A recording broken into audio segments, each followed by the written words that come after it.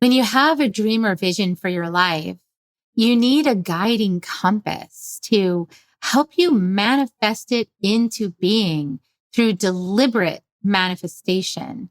And that might change your beliefs, your behaviors, your habits, and then your personal reality become the person that manifests that vision. But what if you've been a mom for a long time, or you've been so invested in a way of living that just abruptly is coming to a close and you don't know what you really love anymore? Well, you're going to really love today's episode with Jane Applegath, who is a beautiful mentor and former financial advisor and television producer and yoga instructor. She's just an amazing person who's here to help you really hone in on what lights you up so you can set that vision and then get your guiding compass towards its manifestation. Join us to find out more. Soul Nectar Show, the Soul Nectar Show. You're invited, delighted to discover who you are. Anything is possible if you believe. So join us on this beautiful journey. Soul Nectar Show. Soul Nectar Show. Well, hello and welcome everyone to another episode of Soul Nectar Show. That show where we talk about all things essence, where we gather around the campfire and we share our stories of connection to that which is greater than us, to the great mystery beyond the veil, to those synchronistic moments that lead us inexorably towards a deeper understanding of ourselves and our lives and what we're doing here on earth at this time of the Great Awakening. I'm your host, Carrie Hummingbird, and I love having these conversations week after week and bringing new awarenesses and new voices and new conversations to help you navigate your life during this time that can feel quite chaotic and messy and tangled up and uncertain as we head into the mystery of what more is possible for humanity and for this planet than what we've been experiencing up until now. And as a medicine woman, a mentor, a mother, I know the importance of all of us as guides for our families and communities to be really strong, grounded presence of love on the planet.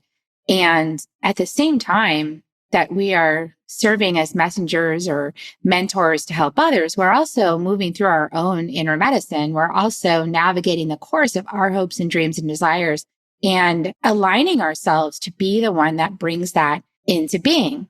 And so today's conversation should really support you in that question of how do I navigate the dismantling of all that's come before while dreaming into being these new visions that my soul is giving me in my heart. And I know that this is what I'm here for. And yet the current reality might not be completely supporting that vision yet. And you might need to move through some initiations and transformations in order to become the one who brings that forward. And so today's conversation, your guiding compass, is going to be with our guest, Jane Applegath. Welcome to the show, Jane. Hello, Carrie. I'm so pleased to be here. So glad you're here. We had a great conversation over on Jane's show and just really excited. I'll put a link in the show notes below. And just a little bit about Jane. She is a former award-winning financial advisor, television producer, creative scriptwriter, and yoga instructor. And she's a certified VUCA instructor and the founder of Epic Vision Zone, which is where I was featured. She serves passion-driven women who are ready to create radical self-empowerment to become the bringers of big ideas, influence, inspiration, and change. And Jane is committed to end the disempowering beliefs that it's too late or too hard, too pie in the sky for women to prosper and matter doing the work that they love.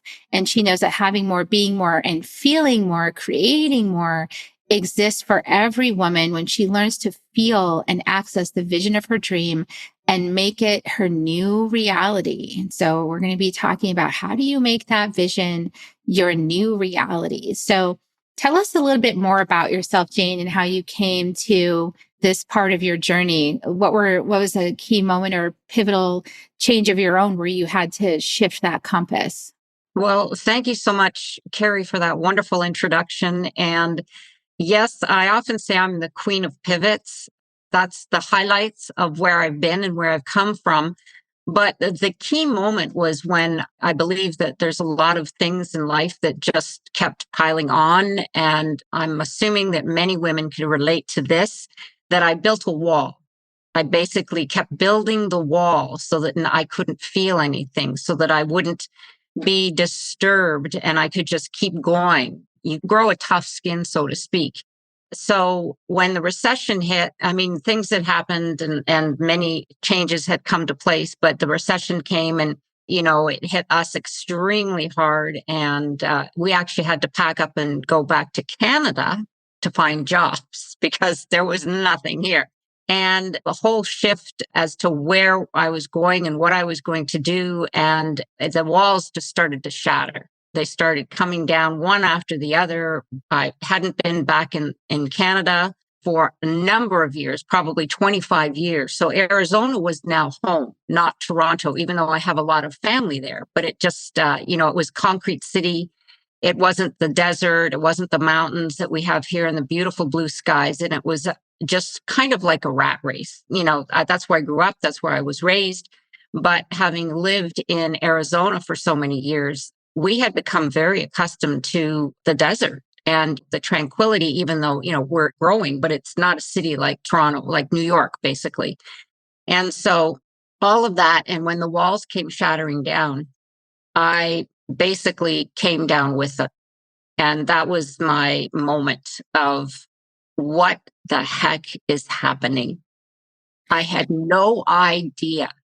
I'd never experienced it before. I was in complete anxiety and shaking, and I had gone into total fear. Fear had consumed me. I couldn't eat. My stomach had shrunk. I understand now what all those symptoms were because I took upon myself to learn. I'm a terrific digger and researcher. And with all of the things that were happening to me physically and mentally, I thought, what is going on? So I saw an ad come up on my computer for Jon Kabat-Zinn. I didn't know who he was. I was not aware of him being the founder of bringing meditation to North America. But whatever the ad said, it resonated with me. So I understand now that that was the universe giving me a message. And I went and purchased his books. I started to learn about meditation. I started to learn about the body. And that took me to Joe Dispenza, which took some more science into it. And I studied yoga because in his books, he talks about yoga all the time. So I found a yoga studio, not yoga in a fitness club. That didn't resonate with me. And for some reason, I knew in my gut that it wasn't the place for the yoga I needed. I needed a studio where there was real yoga.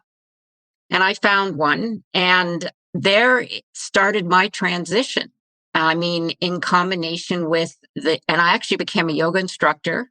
And little by little steps, like they say, a journey of 1,000 miles begins with one step. That's how I came to be where I am today. And I continue to learn. I love learning.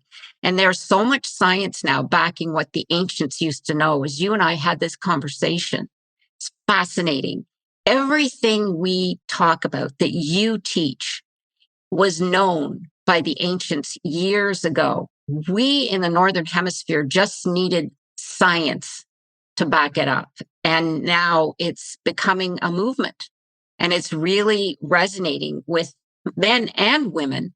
But women, I find, are more accepting of this new knowledge because we have an inner guidance compass, I believe. So that's in a nutshell how I got to be where I am now. And I am just so excited about the possibilities and what we can do as human beings. Yeah, it's beautiful. When you hit that brick wall, it sure is slam. And, I feel like it happens when we're not paying attention because it can still happen later after you've already found the path and you started walking it, but then maybe you get a little too comfortable in it, or I've had this experience and then had to get those reminders and hopefully listening to the whispers instead of the shouts from the universe to go back into stillness, go back into that quiet center place. So when you practice yoga, you're actually, I'm assuming, because my practice, but I'd love to hear what your experience was, but my practice was helping me get in my body and use my breath and move my body and focus my attention on my body, because I had been focused in my brain, and in my mind, and not in my cells and my tissue and my breath and my movements and my humanness. And so I feel like that path is such a awakener in so many ways to all that the body's holding for us until we choose to pay attention to it finally. And a lot of these wake up calls seem to be to get quiet and listen to the body. Especially as an empath, I find that it's even more important to have that spaciousness and that stillness. Say more about your perspective on that. Oh, absolutely. There's a beautiful quote that I love, and it says, "To the mind that is still, the universe surrenders." And now that I understand so much about the mind, body, soul connection, spirit connection, what you and I discussed earlier is the energy that we are made up of. So when you think of the static, is what I call it, from the outer energies that we receive on a daily basis, there's so much. I mean, there's the traffic, there's what our minds are telling us, there's chores, there's things to do, and I call it static energy. And that becomes static in our body. And it really throws us off our state of being, because our state of being is in a more even, I guess it is, frequency, if you want to put it that way. So I love that you mentioned that, the yoga brings you into that, because for me, what it did is it helped move that energy through me and release it. And then you come to a state of centeredness. And that's the calm that you would feel. Shavasana was, when you lay there at the end of class and you've been moving your body and your mind. I always say that if you're in yoga, you cannot be not present. Otherwise, you will not be doing your poses. And I'm not saying that you have to be a pretzel or you have to do them perfectly, but you need to be present, because there's a lot of balance involved. And so when you start to move that and your mind is focused, your mind is right there with you. So the mind and the body is one, moving as one. Then when you come to Shavasana at the end, lying down on your mat, I don't know about you, but I could just feel my whole, I guess you call the senses, but in my case, it would be the energy, just a frequency of stillness. The static had left and I could feel that I was open. And so, yes, it's really an inspiring practice. And I practice a little bit of yoga every day. I open up my body, because what I say is it's moving the energy. When you get out of bed, you've been still, you haven't been moving. And just even to do it, to take some big breaths and stretch one way or the other, it just opens up those pathways. And then you can start the day with, now we can begin. Yeah, I've actually been really more conscious of it and more aware lately, because whenever I go into like a next level in my path, the next initiation, the next level of responsibility, the next level of potential, what happens for me is that then everything becomes much more precious, in terms of my awareness of what I'm doing to myself, and unconsciously, right? Because I might slip or slide in certain ways, or I might be performing rituals, but just as a routine instead of as a ritual, like lighting my altars, for example, and just like, okay, I got to light all these, like making the donuts. I got to make the donuts, light all the altars, instead of like, I am calling in the directions, that is like a very different energetic to call the directions in, than to like, I just got to light all these altars and light all these candles and just get it done. And it's like, well, what's the intention? What's the intention of the action? And so, yeah, that mindfulness upon waking, like, okay, my body has been in one position. And if I slept well, then it's been there for a long time. And so I need to give it some support in order to get out of bed. I'm not a spring chicken. I have to actually coax my body awake, get everything flowing again and moving. And this is like, I think what's so wonderful about the yoga practice is that it includes the breath work. It includes like body movements. and stretching with breath. So like this breath and body moving together with intention of the mind. And also like this just awareness of whatever stuck areas are not necessarily like, okay, it might be stuck in the muscle, but is it the muscle or is it some emotion that got trapped in there? Is it some, constraint, some belief that I placed on myself that's like hiding out in that muscle so that I'll feel it? And I feel like yoga opens up those kind of awarenesses. Oh, yes, it absolutely does. Because if you don't do the movements or even just regular stretching, if you don't know yoga, that's exactly what happens is you go, oh, that I didn't know I had a knot there. And like you said, it could be from a position that you were in, or it just energy that needs to be moved and for what reason. So I absolutely agree. And it also provides you with a great opportunity to start the day with your vision, if you have a vision. Because what vision allows us to do is to place ourselves in the future. But the issue is that many of us don't have a vision.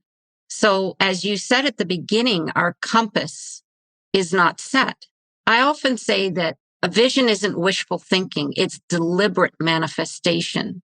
So in other words, if you're on a path and you have no map and you don't know where you're going to get lost.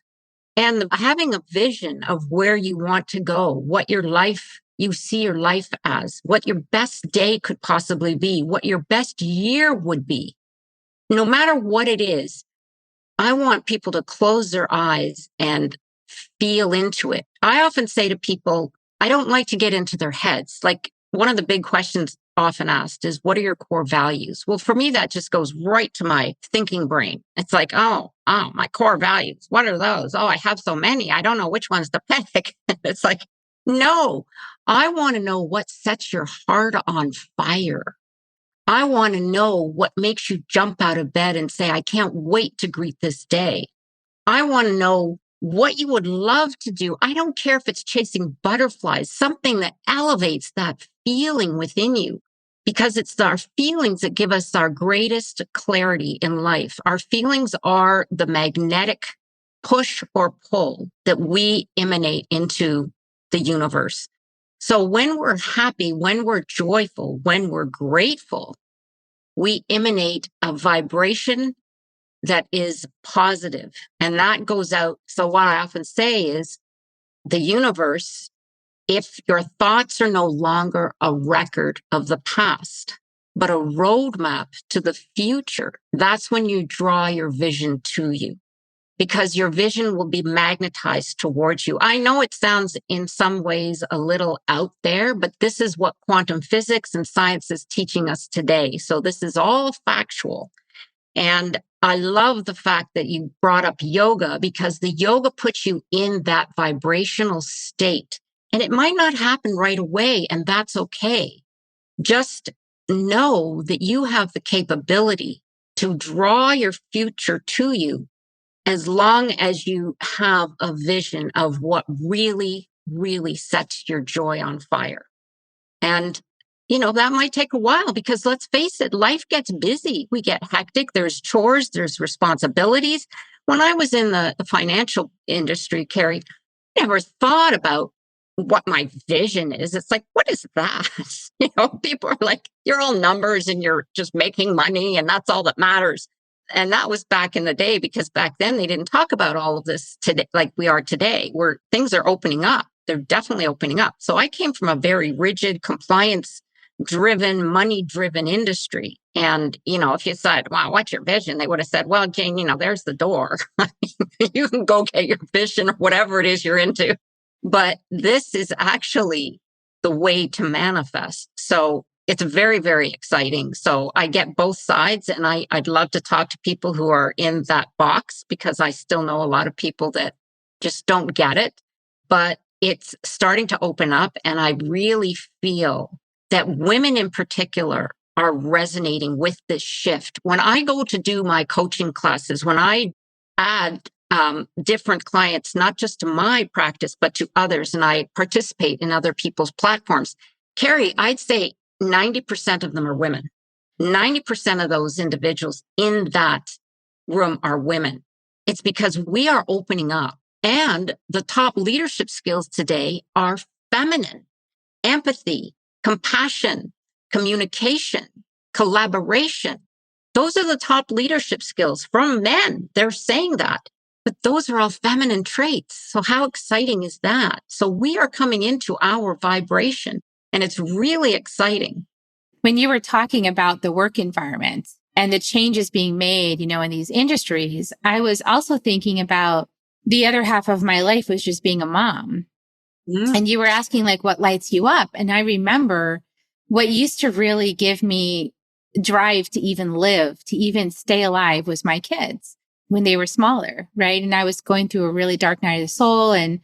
But I knew that I wanted to be there for them. I knew I didn't want to leave the planet. I didn't want to leave them without a mother. So I had like this great passion for being there for my kids. And then, teenage happens and they go through this phase where they're just like, wow, I just don't care about you. I don't want you in my life. And I don't agree with you, and get out of my way. And I don't want to spend time with you. And I'm leaving and I don't want to talk to you. And I don't have anything in common with you. I mean, these are the things that I'm still hearing today from my stepkids.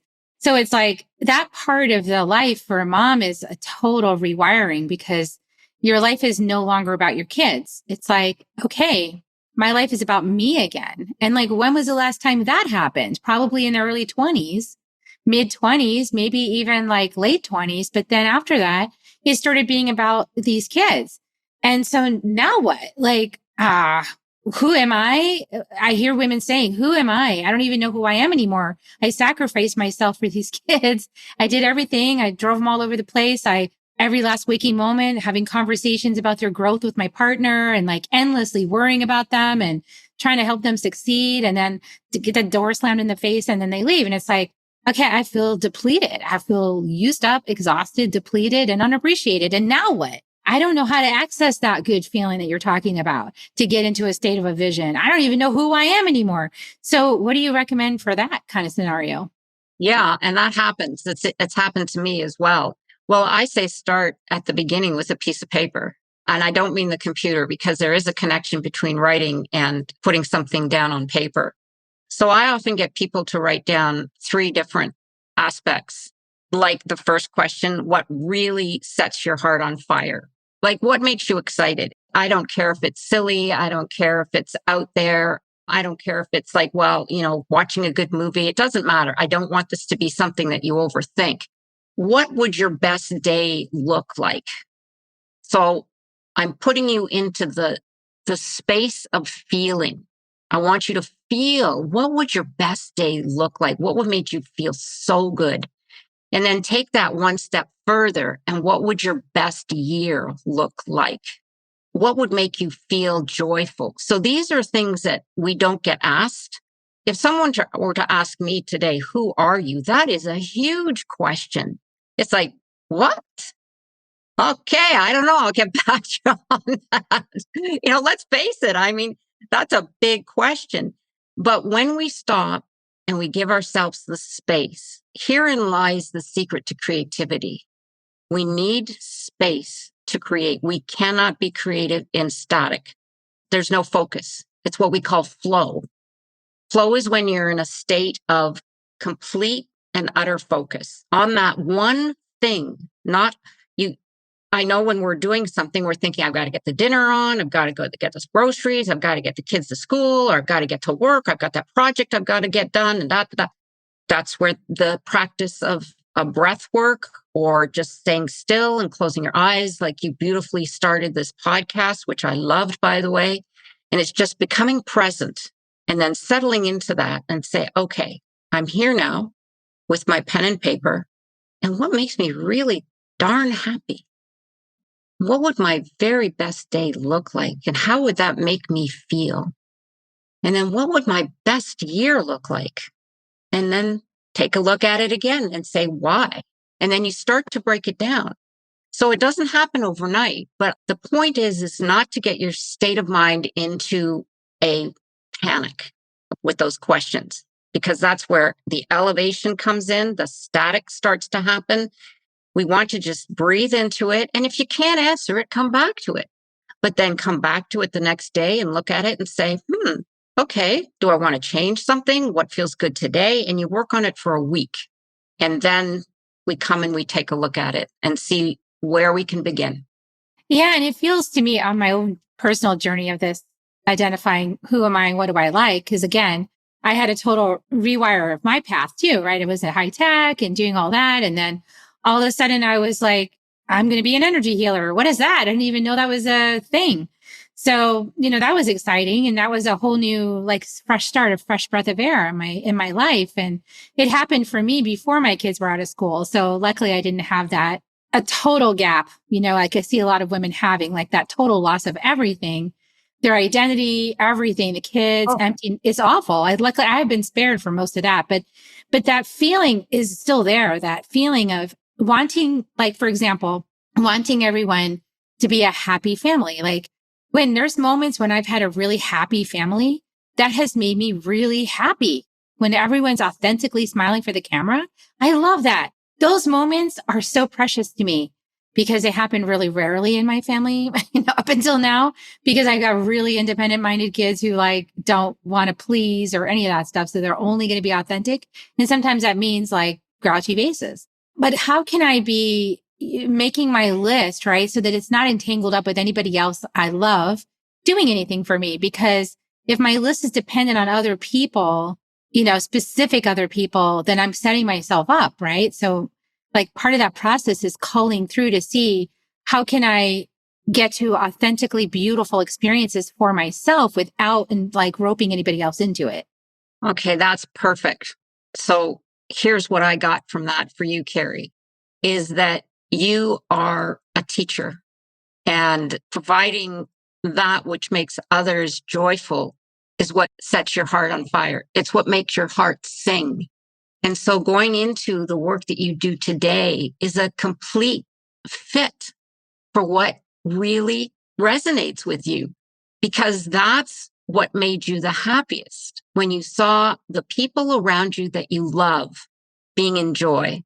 And so you are a healer, and you help individuals come to their full potential, their full person, or realize what might be keeping them stuck so that they can bloom into their complete joy. So that, to me, that story, it just totally clicked for me. Yeah. And it just landed on it because I have emotion coming up. Everyone can probably see, like, my heart was really touched because, yeah, like I really, what's wonderful for me is when I'm able to support people who authentically want to be supported, and not to do it for them, but like that they could be inspired by whatever I'm sharing and then take it and run with it. That just lights me up. And so, yeah, my students in my classes, I love them because they want to do this work. Like, they're excited to do it. And they're not like begrudgingly being, forced or dragged along, which I find really repulsive. I don't like that experience. It's just no fun. No, actually, no. And then that gives bad energy too to the group. But yeah, so that's exactly, yeah, I could see that. You are their guide to happiness. Yeah, that's what it is. I can receive success in that area because the people want to come along. And, I've been told that, just give it some time, Carrie. You're a young mother. My kids are like in their early 20s. Sometime around there when they're 30 or 40, I'll get that experience, but it's just not going to happen at this moment. So that's one of those things about patience. But like in the meantime of all that, your goals and visions and dreams, like how do you said that it's a intentional manifestation, right? Like I can't remember the words you exactly said, but it's not just like having a vision. Oh, deliberate manifestation.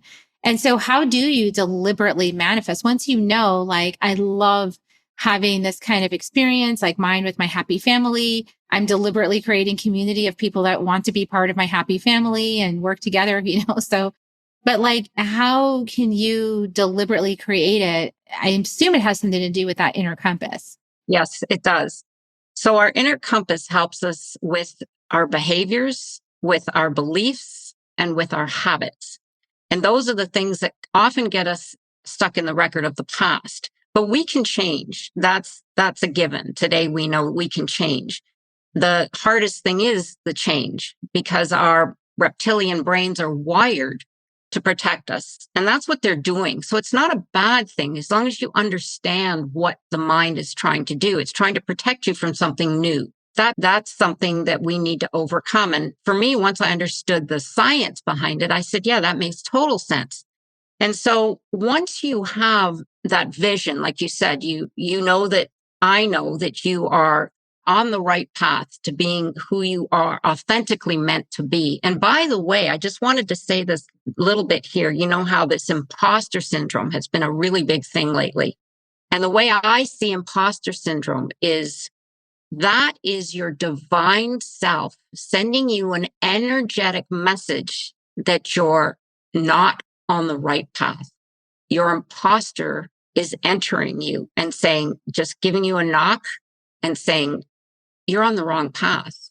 And that's, I'm giving you a message. So I see it in that vein. And so just an insight into imposter syndrome.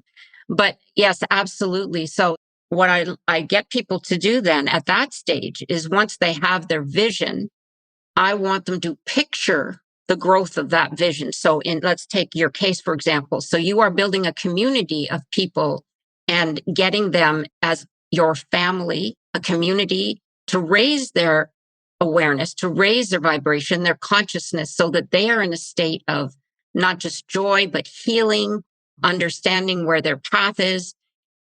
What does that business look like for you a year from now? Say, for example, do you have the vision of a retreat, of a studio? Just play with it. Here's the creativity. This is where creativity and imagination comes in. Imagination is taking something that's not there and making it. Creativity is taking something that's already here and changing it. So I say, open up your imagination. It is the most significant tool that we have. As Einstein said, it's much more important than knowledge. So use your imagination. And if you had all the resources in the world, I want you to close your eyes and feel into what that would look like for you. What you envision. Would it be in an ashram? Would it be on the beach with a number of your community celebrating the healing process? Whatever that is, you want to feel into it. That signal will go out into the universe, deliberately connecting with what's out there and magnetize it to you. Because your feelings provide the clarity. Your feelings provide the signal. And do it every single day. And just imagine how that would make you feel. It's our emotions, our energy in motion that draws our future to us. And let your heart feel it. And just imagine the joy, the happiness, and the enlightenment that you would feel with all those individuals around you experiencing the same thing. And let it be, because it will be. Yeah, it's so beautiful. It's like Dr. Joe Dispenza and visualizing that rose until finally someone just drove up to his house and gave him one. I don't even know why I'm doing this, but I feel like I need to bring this rose here. So somebody was tuning in, listening, getting that message insistently enough that they finally just went and did it. And that's that beacon you're talking about. And that's why, like, a lot of spiritual businesses, they have these formulas and strategies and how to like advertise on Facebook. And I just haven't found any of that to really be that successful, because really what it is what you just said. It's that cosmic phone call, like, hello, I'm creating this over here. Would you like to join me? Yeah, exactly. It is. I'll give you a great story. This is true. Keith Richards of the Rolling Stones. This is way back in the day when he wrote, what's their most popular song? See, I'm not a Rolling Stone. One of their most popular songs. Anyway, Satisfaction. I can't get. Anyway, I won't even attempt to sing it. So one night he was lying in bed, and he said he always has a pen and paper beside his nightstand, always. And he said he was just, I guess, in kind of sleep and halfway there. And he said this tune came to him, and he wrote it down in the middle of the night. And that became Satisfaction, because someone asked him, how did you come up with the song? And he said, this is what it is. He said, there are ideas. And this was way back in the day, remember, before we started talking about all of this, improving the potential of vibration and quantum physics and so on and so forth. He said, there are ideas floating around out there in the universe. He said, I just happened to be awake and grabbed it. He said, if I hadn't grabbed it, somebody else would have. And I thought, wow, that's fascinating. And now that we understand the power of what our minds can do, that's the same thing that what you said. It's a cosmic phone call. The universe is listening. God, life force, whatever you want to call it, it is always listening. And this is why they say when you're in a state of heaviness and depression, anger, all those are messages that you're sending out to the universe. So the universe always says yes. If you remember nothing else, remember this. The universe always says yes. So if you say, oh, that's going to be so difficult. Oh, there's no way I'll ever get there. Oh, that wouldn't happen in a million years. Well, the universe always says yes. So just remember that and change your words. Catch yourself. I catch myself all the time. I still kind of go there sometimes, but then I go, no, I take it back. I'm not. Cancel clear. Yeah. There's cosmic energy, connectivity, whatever you want to call it. And it is out there and it is listening. We aren't just here. We have the potential to be incredible human beings. I mean, there are people who have learned to walk, people who haven't, been able to see, and they're not using any medication. They're not using any drugs. And I know this sounds way out there, but they've used the power of their mind and the possibility that's there and believing in that possibility. Like you said, if you don't believe in it, that's a block.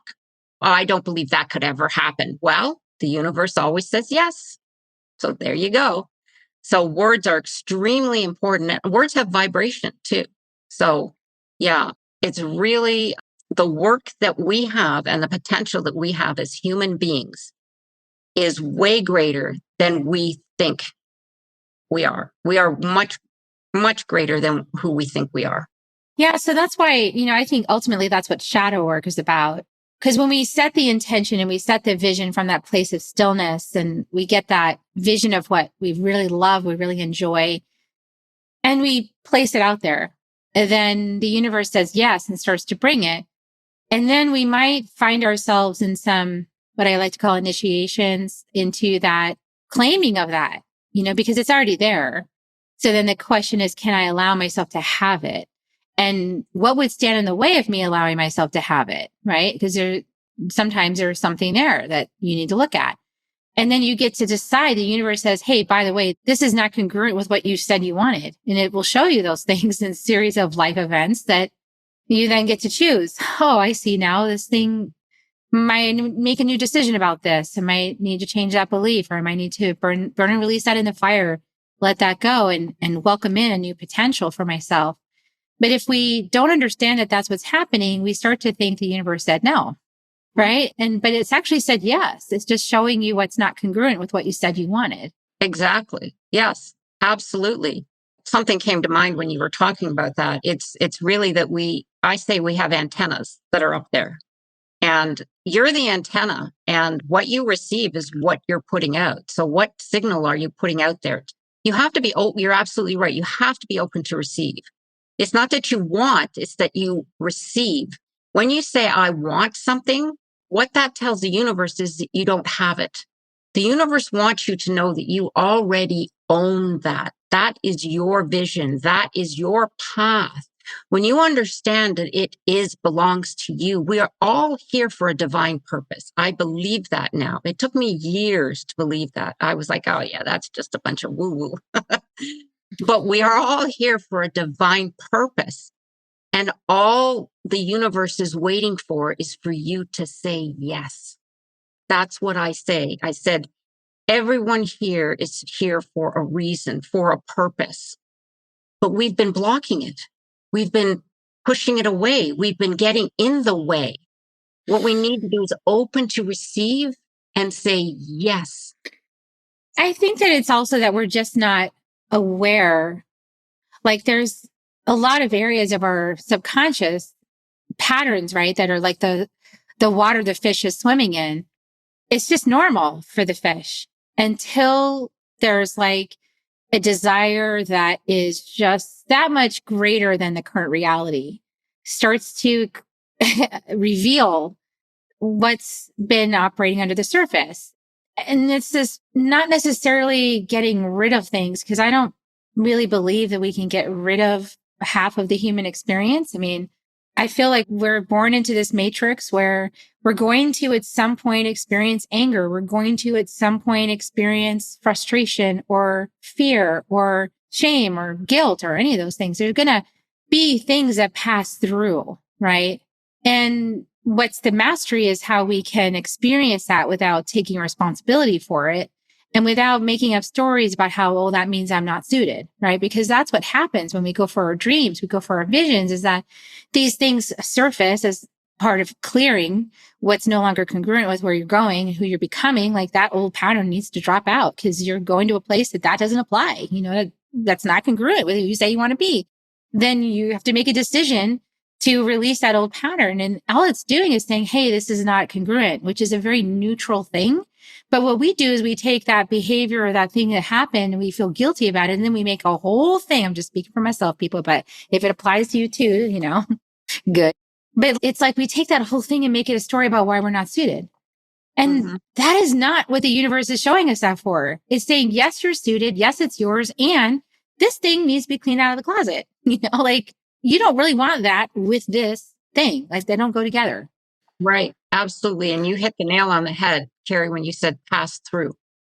That's what it is. We need to let it pass through. Yeah, I agree. I mean, we're all going to have road bumps. I mean, it's not like, oh yeah, I'm just not feeling that. No, it's there. I mean, we're human, but it's whether or not you stay there. That's the record of the past, right? And like you say, the universe comes up or God and just says, hey, you're forgetting about this. What's the deal? It's like, yeah, okay, I acknowledge you. You're there, but I'm going to let you pass right through because that's what gets us stuck in the past. And it's not something that you can just put in a little box and tuck away and there it goes.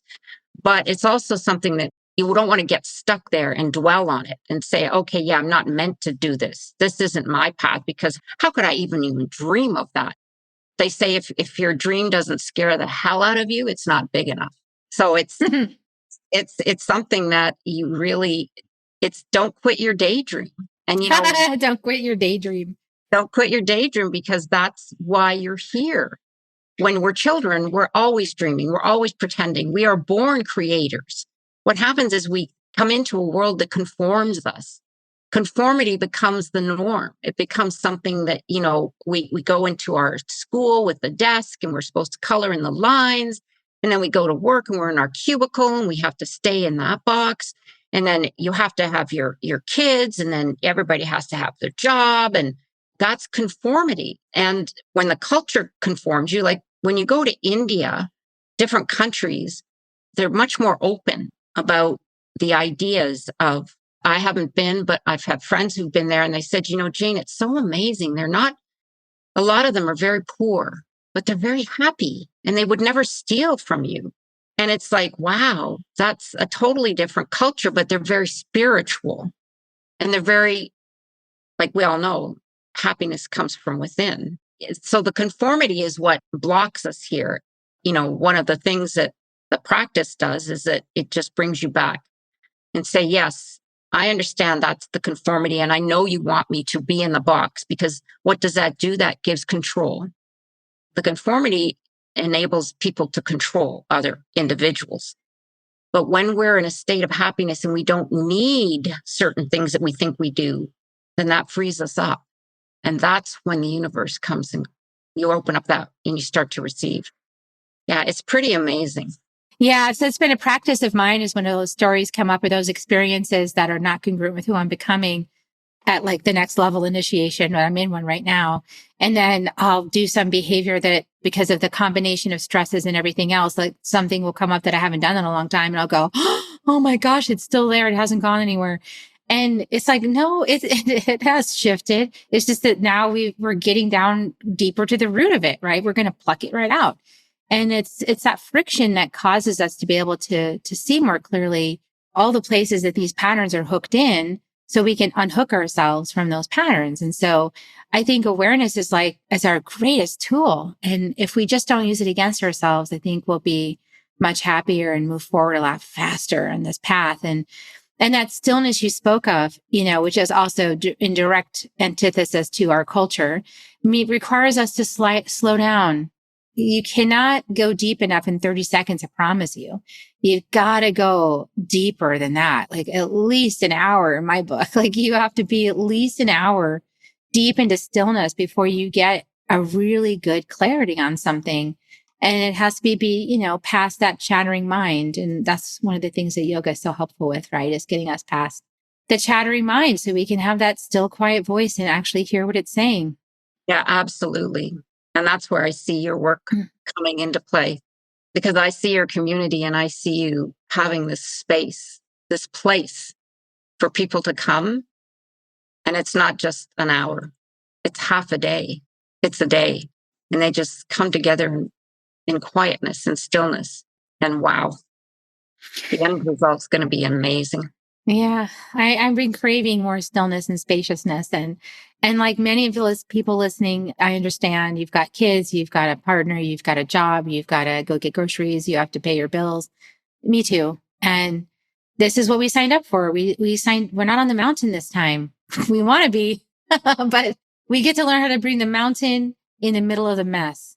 I love that. That's what we're doing here. So yeah, thank you for being a guide for all of this and for helping women to find their guiding compass for their big dreams and visions, and to know that their voices and their visions matter. I love it. Is there anything that you want to share with people as a way of getting started with you besides obviously your podcast? Yes, absolutely. They can go to my website at Jane Applegath. That's AppleGath.com. And there are 2 free downloads there. And then you can also connect with all of my podcasts and or video, because it's also on YouTube. And you can also connect with me there and just send me an email. I would be happy to hear from you. And my biggest social media is Instagram. So my handle is at Jane Applegath, and connect with me there. Send me a DM. I'll be sure to get back to you. Beautiful. Thank you so much for your time today and sharing your wisdom, well earned on your path for our audience. And so listeners, if you enjoyed this time with Jane, then please reach out to her and go deeper and share this out with anybody else that you think would be interested in this information and this encouragement to slow down and get recentered and aligned with your inner compass. And we'll see you next time on Soul Nectar Show. We're going to give kisses now. Would you like to give kisses with me? I always give air kisses. Sure. Here they come, everybody. We love you. And we'll see you next time on Soul Nectar Show. Bye for now. If you found even one gold nugget in this episode of Soul Nectar Show, will you do us a favor? Will you subscribe, like, and share this episode? Maybe even write a comment and let us know what you thought about it. We really, really want to engage with you at a much deeper level. Let's be part of community together. Have a great week, everyone. Bye for now. To dive in deeper to nourishing conversation, visit soulnectar.show.